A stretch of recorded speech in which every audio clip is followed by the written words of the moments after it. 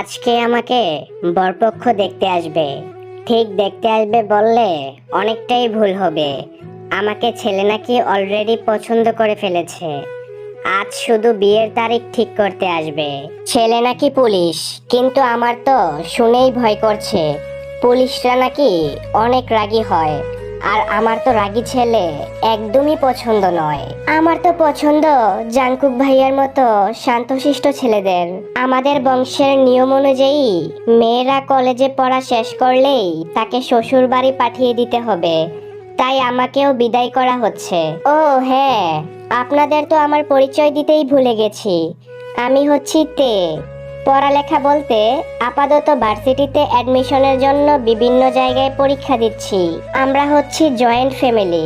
আমাদের পরিবারে মোটামুটি সবাই আছে, কিন্তু আমার কাজিন, একমাত্র প্রিয় কাজিন হচ্ছে জাংকুক। প্রতিদিন যদি একবারও আমি জাংকুকের মুখ না দেখতে পাই তাহলে আমার ভিতরটা কেমন যেন করে। জাংকুককে না দেখলে আমার কোনো কিছুই ভালো লাগে না। আর ওদিকে বাইকের শব্দ পেয়েই ছুটে গেলাম বাহিরে। নিশ্চয় জাংকুক এসেছে।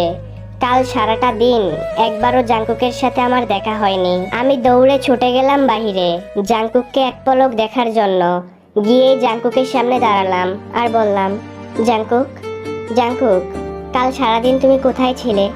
তুমি জানো না, তোমাকে যদি আমি প্রতিদিন একবার হলেও দেখতে না পাই তাহলে আমার কোনো কিছুতে মন বসে না। এ কি জাংকুক, তোমার চেহারার এই অবস্থা কেন? নিজের কি তুমি একটুও খেয়াল রাখবে না? আমি তো চলে যাচ্ছি, তখন তোমার কে খেয়াল রাখবে শুনি?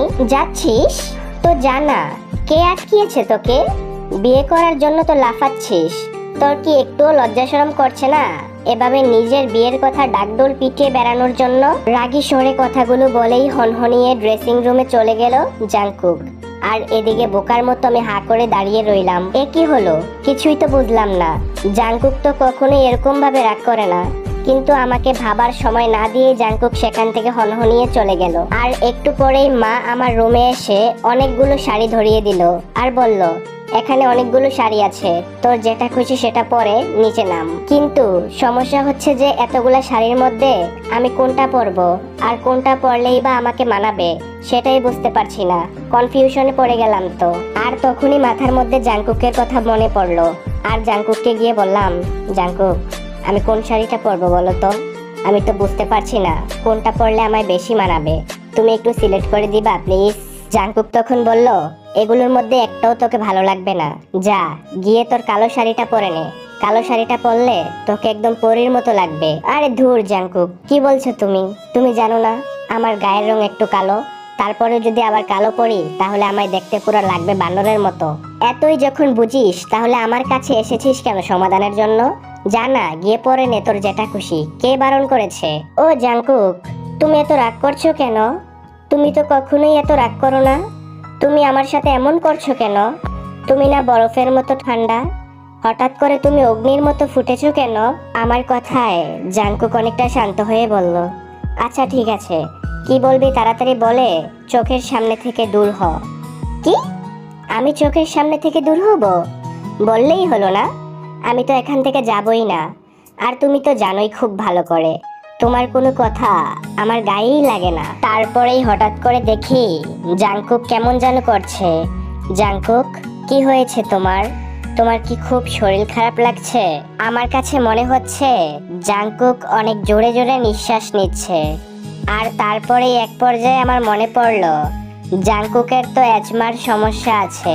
নিশ্চয়ই ওষুধটা খায়নি, আর সেজন্যই হয়তো শ্বাসকষ্ট হচ্ছে। এদিকে আমি বুঝতে পারছি না যে আমি কি করব। না জানি জাংকুক ইনহেলারটা কোথায় রেখেছে।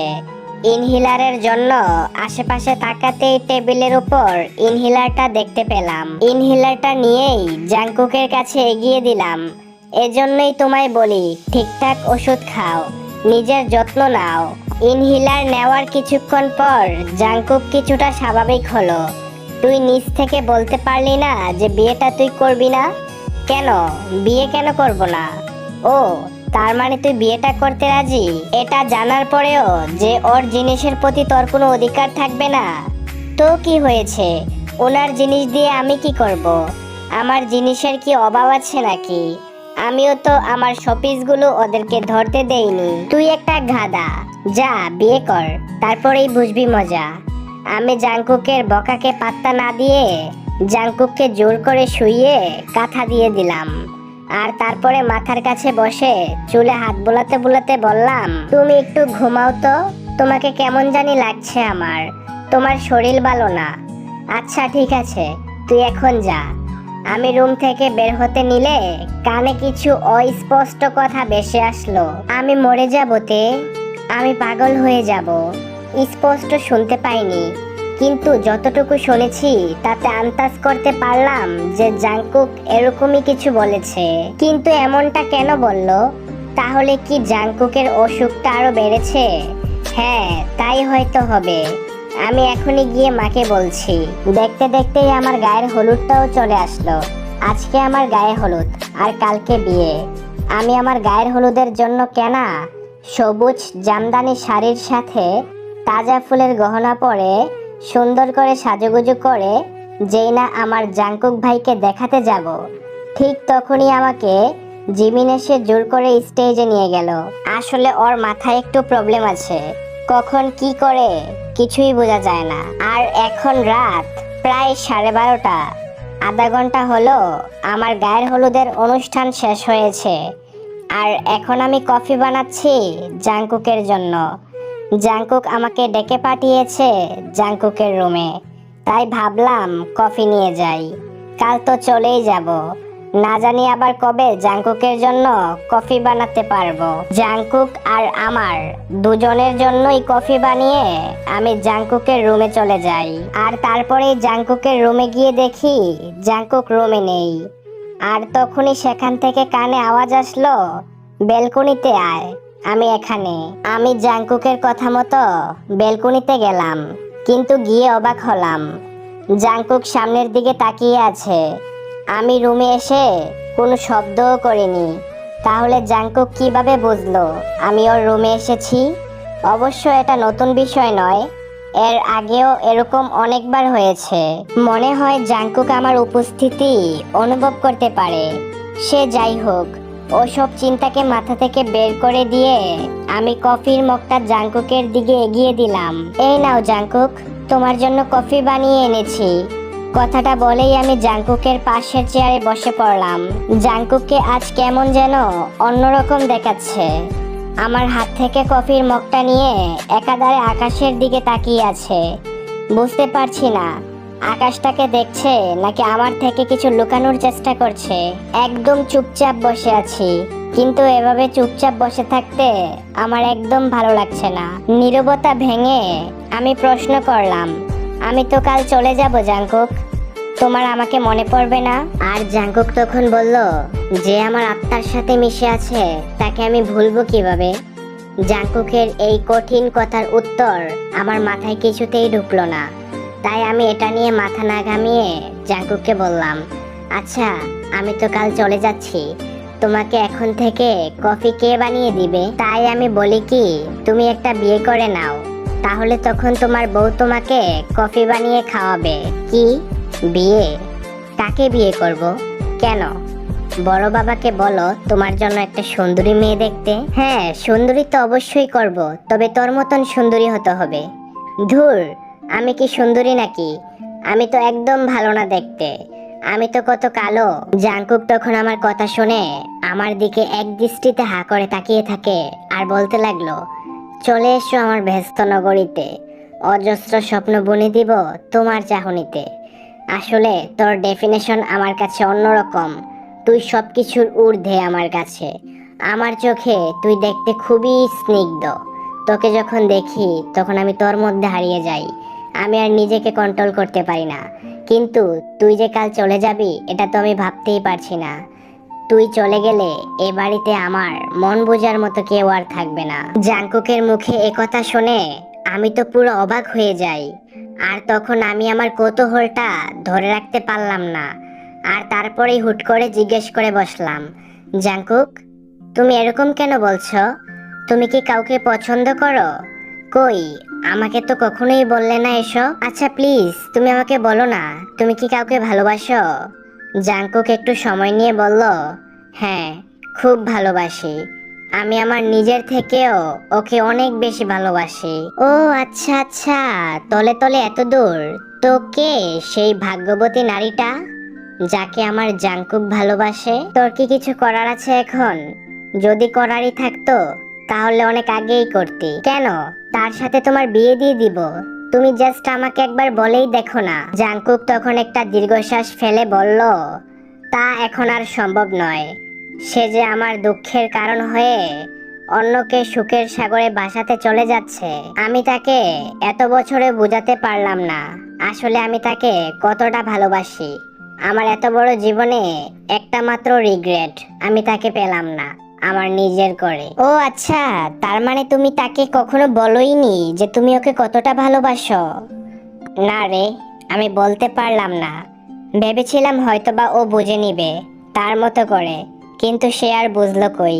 আর তারপরেই আমি রেগে গিয়ে বললাম, ঠিকই হয়েছে, ওর কোনো যোগ্যতা নেই তোমার ভালোবাসা পাওয়ার। কিন্তু আমার যে ওকেই চাই, ওকে ছাড়া যে আমার নিজেকে শূন্য লাগে। বুঝলাম না, তার মানে কি তুমি আবারও তাকে ফিরে পেতে চাও? আর সে যদি ফিরে আসে তাহলে কি তুমি তাকে গ্রহণ করবে তোমার মতো করে? জীবনের কোনো এক পাতায় যদি তার নাম বৈধ করে লেখার সুযোগ পাই, তবে এই শরীরের শেষ রক্তবিন্দু দিয়ে হলেও তার নাম লিখব। তার কষ্টগুলো নিজের করে নিয়ে তাকে আমার অংশের সবটুকু দিয়ে দেব। সে যে আমার আত্মার সাথে মিশে আছে, তাকে কি করে আমি গ্রহণ না করে থাকবো বল? দেখতে, আজকে আমি তোকে কিছু কথা বলতে চাই। আমি জানি আজকে যদি আমি এই কথাগুলো তোকে না বলতে পারি তাহলে হয়তোবা আর কোনোদিনও বলা হবে না। তুই আমাকে ছেড়ে যাস না তে, আমি বাঁচবো না তোকে ছাড়া। আমি মরে যাচ্ছি, তুই অন্য কারো হয়ে যাচ্ছিস, এটা ভাবলেই যে তোর জাংকুক ভাইয়ের ভেতরটা পুড়ে যাচ্ছে। কেন বুঝলি না তুই আমার অনুভূতি? আমার চোখে তোর জন্য যে সীমাহীন ভালোবাসা, সেটা তুই কেন উপলব্ধি করতে পারলি না? আমার হৃদয়ের ভালোবাসা কেন তোর হৃদয়কে ছুঁতে পারলো না? কেন আমার ভালোবাসা বুঝলি না? কেন আমায় ভালোবাসলি না? আমি কেন তোর চোখে আমার জন্য ভালোবাসা দেখতে পাই না? এতদিন মুখ বুজে সব কষ্ট মেনে নিয়েছি, কিন্তু আজকে যখন বুঝতে পারছি যে আমাদের মধ্যে দূরত্বটা কত অসীম হয়ে যাচ্ছে, আজকের পর থেকে আর কোনো পথ থাকবে না আমাদের এই দূরত্বটা মেটানোর জন্য। এটা ভেবেই আমি আর নিজেকে সান্ত্বনা দিতে পারছি না। আমি তোকে প্রচন্ড বেশি ভালোবাসিতে, খুব ভালোবাসি, নিজের চেয়েও বেশি। আমি তোর সাথে একটা সুখের সংসার করতে চাই। জাংকুকের দিকে তাকিয়ে তেয়ং তখন মনে মনে ভাবতে থাকে, জানি না এখন আমার কি করা উচিত। কিছুক্ষণ পর বরপক্ষ চলে আসবে, কিন্তু আজ যদি জাংকুকের জায়গায় আমাকে এই কথাগুলো অন্য কেউ বলতো তাহলে হয়তোবা আমার প্রচন্ড রাগ হতো। কিন্তু কেন জানি আমার ভালো লাগা কাজ করছে। কিন্তু ছোটবেলা থেকে তো আমি কখনোই ওকে এই নজরে দেখিনি, হয়তোবা দেখতে পাইনি। সব থেকে বড় কথা, আমি তো বুঝতামই না যে জাংকুক আমাকে এতটা ভালোবাসে। আমি কি আসলে এতটাই বোকা? একজন মানুষ আমাকে এতটা পাগলের মতো ভালোবাসে আর আমি সেটা বুঝতেই পারলাম না। তাহলে কি ওই দিন রাতে জাংকুক আমাকে আমার কথাই বলেছিল? আমি কি সেই ভাগ্যবতী মেয়েটা? তুমি কি আমাকে সত্যিই ভালোবাসো জাংকুক? কই, আগে তো কখনোই বলনি। আমি যে তোকে কতটা ভালোবাসি সেটা আমি নিজেও জানি না, কিন্তু তুই তো কখনো বোঝার ট্রাইও করিসনি। তুই কি এতটাই বোকা? তুই আমার চোখে তোর জন্য ভালোবাসা দেখতে পাসনি? তুই দেখতে পাসনি সেদিন আমাকে যখন শাড়ি সিলেক্ট করে দিতে বললি তখন আমার রাগ হয়েছিল? আমি কি কখনোই তোর সাথে এরকম বিহেভিয়ার করি? না, তা ঠিক আছে, কিন্তু আমি হয়তোবা বোঝার ট্রাই করিনি। কিন্তু এখন আমি কি করব বলো? একটু পর তো বরপক্ষ চলে আসবে, আমি আমার বাবাকে না করব কিভাবে? তুমি তো জানো আমি বাবাকে প্রচন্ড ভয় পাই। প্লিজ তুমি কিছু একটা করো। জাংকুক আমার কোমরে ওর হাত রেখে আমার দিকে এক দৃষ্টিতে তাকিয়ে থাকে আর বলতে থাকে, তে, তোকে আমি খুব ভালোবাসি। যতটা ভালোবাসলে তোকে ছাড়া অন্য কাউকে আর মনে ধরে না, যতটা ভালোবাসলে তোকে ছাড়া বাঁচতে ইচ্ছে করে না, শ্বাস নিতে পারি না আমি তোকে ছাড়া। এই দিন শুরু হয় না তোর মুখ না দেখলে, আর এই রাত শেষ হয় না তোর কথা না ভাবলে, কোনো স্বপ্ন পূরণ হয় না তোকে না দেখলে। তোকে আমি ততটাই ভালোবাসি যতটা ভালোবাসলে তোকে না পাওয়ার কথা মনে হলে জীবনটা আর বাঁচতে ইচ্ছে করে না। তোর প্রতি ভালোবাসা আমার সীমাহীন। তোকে আমি এতটাই ভালোবাসি, যদি তুই আমাকে কখনো ভালো নাও বাসিস তাতেও সমস্যা নেই। আমার একার ভালোবাসাই যথেষ্ট। জাংকুকের মুখে আমি এসব কথা শুনে রীতিমতো অবাক হয়ে গেলাম। আমি অবাক নয়নে তাকিয়েছিলাম জাংকুকের দিকে। এতটাই ভালোবাসে জাংকুক আমাকে, আর আমি এই মানুষটার ভালোবাসা না বুঝে অন্য একটা অপরিচিত র্যান্ডম মানুষকে বিয়ে করতে যাচ্ছিলাম। কতটাই না বোকা আমি। জাংকুক, চলো আমরা পালাই। কিছু না ভেবেই কথাটা বলে দিলাম, কারণ আমার এখন মনে হচ্ছে আমাদের কাছে পালানো ছাড়া আর কোনো উপায় নেই। আমাদের পরিবার কখনোই আমাদেরকে এক হতে দেবে না, আর আমি এত কিছু জানার পরও অন্য কারো সংসার করতে পারবো না, কারণ আমার জন্য আমার জাংকুকটা যে কষ্ট পাবে, আর জাংকুকের কিছু হলে তার তেও কখনো বাঁচতে পারবে না। আমার বাবা কখনোই আমাদের এই সম্পর্কটা মেনে নিবে না, কারণ তার কাছে তার বংশের রীতিনীতিই সব। আর আমার মুখে এ কথা শুনে জাংকুক পুরো অবাক দৃষ্টিতে হা করে তাকিয়ে আছে, কারণ আমার মুখ থেকে যে এরকম কিছু জাংকুক শুনতে পারবে হয়তোবা জাংকুক এটা কখনো আশাই করেনি। কি হলো জাংকুক, পালাবে না? আমাদের হাতে তো আর বেশি সময় নেই।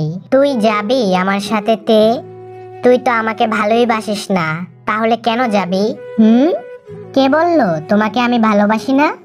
তুমি তো জানো আমি তোমাকে কতটা ভালোবাসি, কিন্তু তুমি হয়তোবা আমার কাছ থেকে যেরকমটা ভালোবাসা চাচ্ছ এরকম ভাবে হয়তো তোমাকে কখনোই দেখিনি, কিন্তু আমি তোমায় ভালো তো বাসি, তাই না?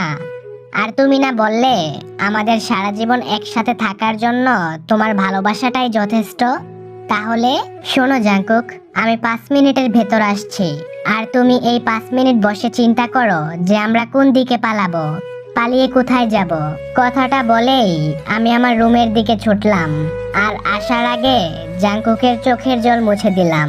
আমি রুমে এসেই সবার প্রথমে আমার একটা সাইড ব্যাগে জাংকুকের দেওয়া সেই তাজমহলটা আর আমার জমানো কিছু টাকা তুললাম, আর তারপর আমার গায়ের গহনাগুলো খুলে একটা ছোট শপিং ব্যাগে ভরলাম। এগুলো কাজে লাগবে আমাদের। জাংকুক তো আর বলতে পারবে না আমার বুদ্ধি নেই। আর কিছু নিতে পারলাম না, না হলে সবাই সন্দেহ করবে। রুম থেকে বের হতে নেব তখনই খেয়াল করলাম বাইরে ভাইয়া দাঁড়িয়ে আছে, আর তারপরেই আমি সুযোগ বুঝে জাংকুকের রুমে যাই। জাংকুক তখন আমাকে বলে, তুই আমার সাথে থাকতে পারবি তো? তোর কোনো কষ্ট হবে না তো? আর তখন আমি বললাম, এইতে সারা জীবন থাকতে পারবে যদি তার জাংকুক তার পাশে থাকে। হঠাৎ করেই জাংকুকের নজর গেল আমার হাতে থাকা ব্যাগগুলোর মধ্যে। জাংকুক তখন বলতে লাগলো, কি ব্যাপার তোমার হাতে এতগুলো ব্যাগ কেন? আরে এতে আমার গহনাগুলো নিয়েছি, আমাদের কাছে তো কোনো টাকা নেই, এগুলো বিক্রি করে অনেক টাকা পাওয়া যাবে। আমি মুভিতে দেখেছি হিরো আর হিরোইন যখন পালায় তখন হিরোইন তার গহনাগুলো নিয়ে যায়, আর আমি ভালো করেছি না এগুলো সাথে এনে? বলো জাংকুক। জাংকুক তখন কোনো কথা না বলে আমার হাতে থাকা ব্যাগটা নিয়ে বিছানার উপর রেখে আমাকে বলল, তুই আমাকে বিশ্বাস করিস তো? তুই যদি আমার হাতটা ধরে একবার এই বাড়ি থেকে বের হোস তাহলে আর কোনো অভিযোগ করতে পারবি না। তুই এই বাড়িতে ছিলি রাজকন্যা হয়ে, আর আমার সাথে গেলে তোর রাজরানী হয়ে থাকতে হবে। হয়তোবা প্রথম প্রথম একটু তোর মানিয়ে নিতে কষ্ট হবে, কিন্তু বিশ্বাস কর আমি তোকে এক বিন্দু মাত্র কষ্ট পেতে দেব না। আমি আমার সবটা দিয়ে তোকে ভালো রাখার চেষ্টা করব। এই বাড়ি থেকে নিলে আমি শুধু তোকেই নিব, এই বাড়ির কোনো কিছুই নিব না। আমি সবকিছুই নতুন ভাবে শুরু করব। হয়তো কিছুটা সময় লাগবে হ্যাঁ, বুঝতে পেরেছি। আচ্ছা ঠিক আছে, চলো তাড়াতাড়ি যাই, এখন আর সময় নেই বেশি। শোনো, আমাদেরকে বাড়ির পিছন দিকটা দিয়ে বের হতে হবে, কারণ ওই দিকটা মোটামুটি ফাঁকা থাকে। আমরা যদি ওই রাস্তাটা দিয়ে বের হই তাহলে মাত্র 30 মিনিট হাঁটলেই কাজী অফিসে পৌঁছাতে পারবো, আর সেখানে গিয়েই প্রথমে বিয়েটা সেরে ফেলবো। আচ্ছা আমি একটা কথা বুঝতে পারছি না, তুই এত কিছু জানলি কিভাবে? তুই তো বোকাশোকা ছিলি। আচ্ছা আমাকে একটা সত্যি করে কথা বলতো, তোর কি আগে থেকেই পালানোর প্ল্যান ছিল নাকি? না হলে তুই এত কিছু জানিস কিভাবে? আরে না, তা কেন হবে? আমি এসব আগেই জেনে নিয়েছি, আর বাকি সব তোমাকে পরে বলবো। এখন চলো, হাতে বেশি সময় নেই। দেখেছো জাংকুক, আমি বলেছিলাম না বাড়ির পেছনের দিকটা একদম ফাঁকা? হ্যাঁ, তুই তো ঠিকই বলেছিস, সেটাই তো দেখছি। তুই এখন কথা কম বলে তাড়াতাড়ি চল, না হলে ওরা ঠিকই আমাদেরকে ধরে ফেলবে। আমরা এখন বড় রাস্তাটায় আছি, বড় রাস্তাটা দিয়ে সামনের দিকে 30 মিনিট হেঁটে গেলেই কাজী অফিস পড়বে। চলো আমরা ওখানেই যাই, আর দেরি না করি। কিছুক্ষণ হাঁটার পরে আমি লাজুক লাজুক মুখ করে জাংকুককে বললাম, জাংকুক, আমার না তোমাকে দেখলেই খুব লজ্জা লাগছে। আজব তো, লজ্জা লাগার কি আছে? আমি জাংকুকের দিকে তাকিয়ে বললাম, বারে, আমার না বিয়ে হবে, তো আমার তোমাকে দেখে লজ্জা লাগবে না? আমাকে কি তোমার নির্লজ্জ মনে হয়? আরে না, নির্লজ্জ কেন মনে হবে, কিন্তু তোকে কখনো এভাবে লজ্জা পেতে দেখিনি তো, তাই একটু অন্যরকম লাগছে। সো হেই মাই ডিয়ার প্রিন্সেসরা, আমাদের স্টোরিটি আজকের জন্য এই পর্যন্তই। যদি ভিডিওটি ভালো লেগে থাকে তাহলে অবশ্যই ভিডিওতে একটি লাইক করে দিবে, এবং হ্যাঁ, পরবর্তীতে তোমরা কি রিলেটেড স্টোরি চাও সেটা অবশ্যই কমেন্টে জানিয়ে দিবে। তো পরবর্তী ভিডিও আসার আগ পর্যন্ত ভালো থাকবে এবং সুস্থ থাকবে। আল্লাহ হাফেজ গাইস।